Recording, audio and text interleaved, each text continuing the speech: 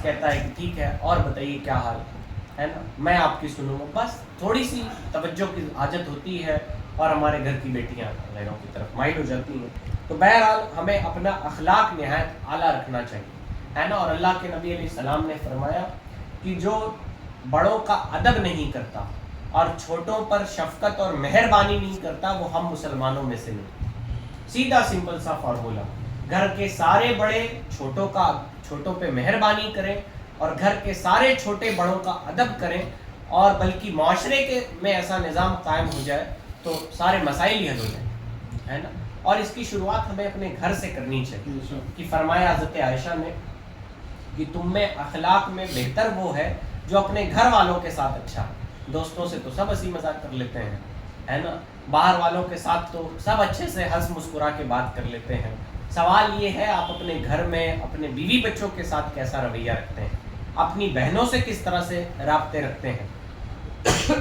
تو ہمیں اس بات کا مکمل خیال رکھنا چاہیے کہ ہم اخلاق کے کیسے ہیں. اور یہ صرف ہماری معاشرتی ذمہ داری نہیں ہے کہ ہم اچھا اخلاق رکھیں گے تو نہال بھائی ہم کو اچھا کہیں گے، شعیب بھائی ہم کو اچھا کہیں گے. نہ، آپ اگر اچھے اخلاق رکھیں گے تو آپ کا رب آپ سے راضی ہے.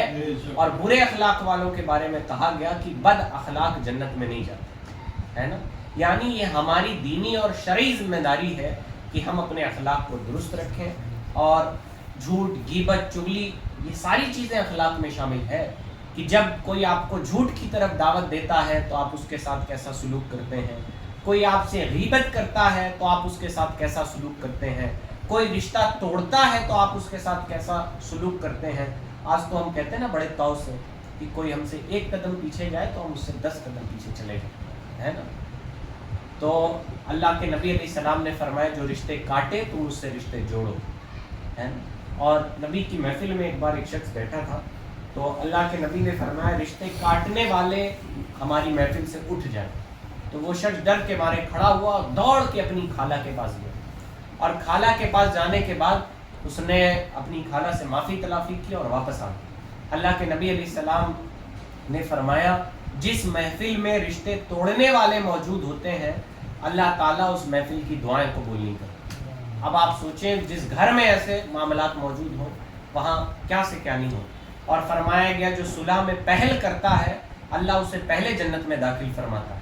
یعنی ٹھیک ہے آپ کے تعلق اگر کسی سے خراب ہیں تو آپ کو چاہیے کہ پیش قدمی کر کے آگے بڑھ کے آپ صلح کریں. اور صلح کرنے سے کوئی عزت گھٹتی نہیں کسی کی ہے نا، بلکہ قیامت میں اس کی عزت مزید بڑھ جاتی ہے. اللہ کے نزدیک اس کی عزت مزید بڑھ جاتی ہے. تو ہمیں چاہیے کہ اگر ہمارے تعلق کسی کے ساتھ خراب ہیں، ہم نے کبھی کسی سے بد اخلاقی کی ہے تو دنیا میں ہی ہم اس سے معافی تلافی کر لیں اور آئندہ ہم اپنے رویے اور سلیقے اور طریقے کو سدھار لیں. یقیناً غیر مسلم یہ ہمارا اخلاق دیکھ کے ہی مسلمان ہوتے ہیں یا اسلام کی طرف مائل ہوتے ہیں، اسلام کو اچھا یا برا کہتے ہیں. غیر مسلم قرآن مجید پڑھنے تھوڑی جاتے، وہ نماز پڑھنے بھی نہیں جاتے